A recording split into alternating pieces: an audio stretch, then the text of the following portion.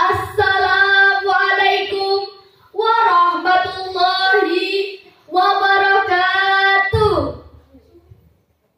Bismillah, alhamdulillahi wahda, wassalatu wassalamu ala man fihi uswatun hasanah, Sayyidina wa maulana Muhammad sahibis syafa'ah, amma ba'd. Yang terhormat segenap dewan juri perseni yang arif dan bijaksana, dan teman-teman yang berbahagia, puji syukur kehadirat Allah Subhanahu wa Ta'ala yang telah meninggikan langit tanpa tiang, menjadikan gunung-gunung sebagai pasak untuk mengokohkan bumi agar bumi tidak bergoyang, sehingga pada hari ini kita bisa beradu pandang dalam keadaan sehat walafiat tanpa kekurangan. Alhamdulillah. Salawat berpikir salam semoga senantiasa tercurahkan kepada sang proklamator yang tersohor, yang kecerdasannya melampaui para doktor bahkan profesor. Beliau adalah Nabi Muhammad SAW, Nabi yang tidak memiliki medsos seperti Instagram, Facebook, ataupun Twitter, tetapi memiliki banyak follower.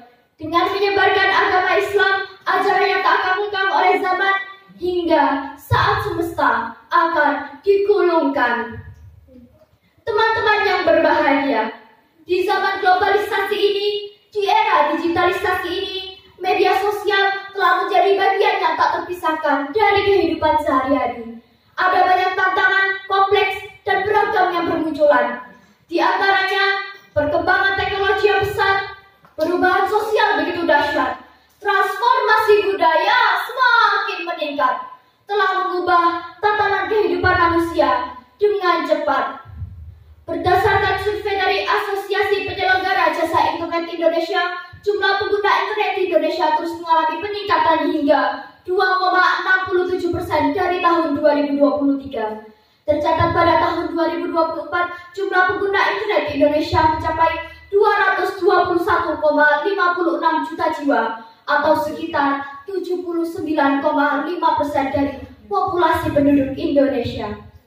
Dan salah satu tantangan terbesar di zaman digital ini adalah banjir informasi. Kita seringkali terjebak dalam aliran informasi yang tidak terverifikasi dan merusak akal menjadi provokasi.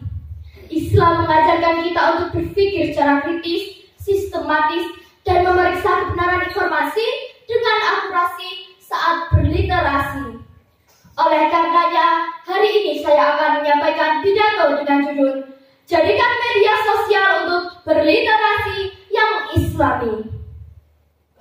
Sejak 15 abad silam, Rasulullah Muhammad SAW telah menggaungkan cara berliterasi sebagaimana wahyu pertama beliau, yaitu surat Al-Alaq ayat pertama. Bismillahirrahmanirrahim. Iqra bismi rabbikal ladzi khalaq. Yang artinya, bacalah dengan menyebut nama Tuhanmu yang menciptakan. Teman-teman yang berbahagia, ayat di atas menegaskan tentang pentingnya berliterasi, yaitu kemampuan untuk membaca, menulis, berbicara, menyimak, dan berpikir.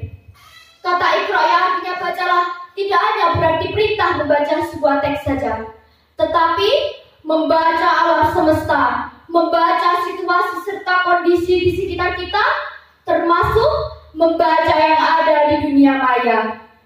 Pengulangan kata Iqra sebanyak 2 kali menunjukkan bahwa dalam belajar perlu kebiasaan terus-menerus dan tak kenal henti.